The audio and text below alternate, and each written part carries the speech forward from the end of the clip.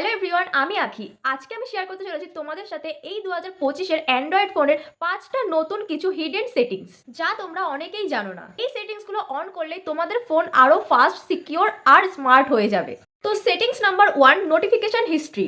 কোনো নোটিফিকেশন হারিয়ে গেলে সেটাকে ফিরে পাওয়া। প্রথম সেটিংস খুবই দরকারি। অনেক সময় নোটিফিকেশন ভুল করে সরিয়ে ফেললে পরে আর পাওয়া যায় না, এবং এই সেটিংসটা অন করলে নোটিফিকেশন 24 ঘন্টা পর্যন্ত সেভ থাকবে। প্রথমে তোমরা চলে আসবে ফোনের সেটিংসে চলে আসার পর তোমরা এখান থেকে চলে আসবে নোটিফিকেশনে বা নোটিফিকেশন সেটিংসে তোমরা চলে আসবে।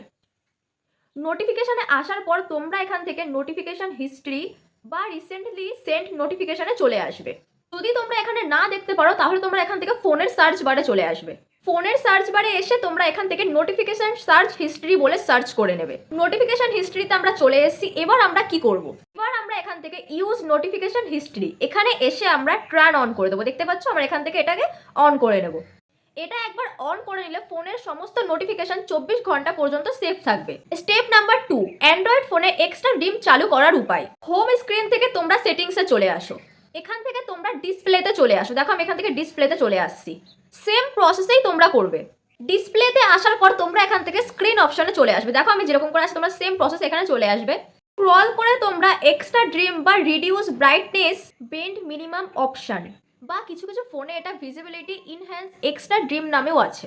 তোমরা এখান থেকে এই সেটিংসটা অন করে নেবে। এক্সট্রা ডিম টুগল অন করলে ফোন আরো হালকা এবং ডিম হয়ে যাবে। রাতের বেলা কিন্তু এই এক্সট্রা ড্রিম চালু করে রাখা চোখের জন্য খুবই ভালো। স্টেপ নাম্বার 3, পারমিশন ম্যানেজার কি করে তোমরা চালু করবে বা ব্যবহার করবে। প্রথমে তোমরা এখান থেকে ফোনের সেটিংসে চলে আসবে। দেখো, আমি এখান থেকে ফোনের সেটিংসে চলে এসেছি। হোম স্ক্রিন থেকে তোমরা সেটিংস আইকনে ট্যাপ করবে।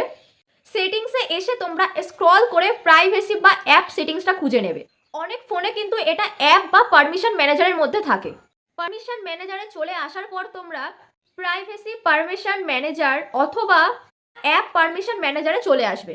এখানে দেখা যাবে কোন অ্যাপ কোন পারমিশন ব্যবহার করছে।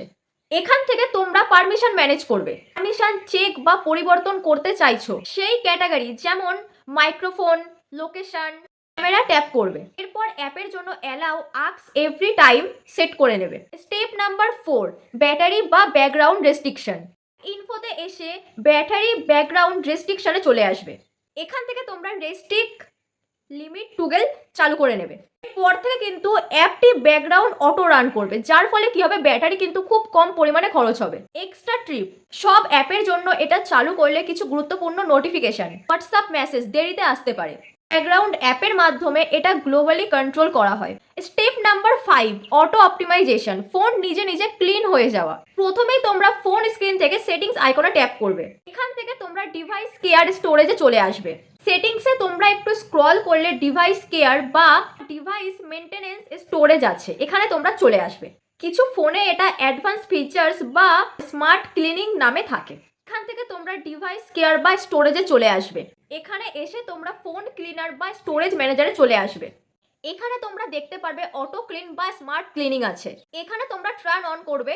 এখানে তোমরা ইনেবল অটো ক্লিন টুগল চালু করে নেবে। চাইলে তোমরা এখানে টাইমও দিতে পারো, ডেইলি বা উইকলিও সেট করে নিতে পারো। এটা অন করে দিলেই ফোন কিন্তু নিজে নিজেই অপ্রয়োজনীয় যে ফাইলগুলো থাকে সেগুলো কিন্তু নিজে থেকেই ক্লিন করে দেবে। কিছুক্ষণ ব্যবহার করার পর ফোনের স্টোরেজ বা মেমোরি কিন্তু স্মুথ কাজ করবে। আজকের এই ভিডিওটা আমি এখানেই শেষ করছি। তোমাদের যদি ফোনের বিষয় নিয়ে বা ফোন সেটিংস নিয়ে অন্য কোনো ভিডিও তোমাদের লাগে বা কোনো কিছু যদি দরকার পড়ে, তোমরা অবশ্যই আমাকে কমেন্ট করতে পারো, আমি তোমাদেরকে আনসার দিয়ে দেবো। তোমাদের যদি ভিডিওটা একটুও ভালো লেগে থাকে তাহলে চ্যানেলটা সাবস্ক্রাইব করে লাইক করে অবশ্যই পাশে থেকো। দেখা হচ্ছে তোমাদের সাথে নেক্সট কোন টপিকের ভিডিও নিয়ে।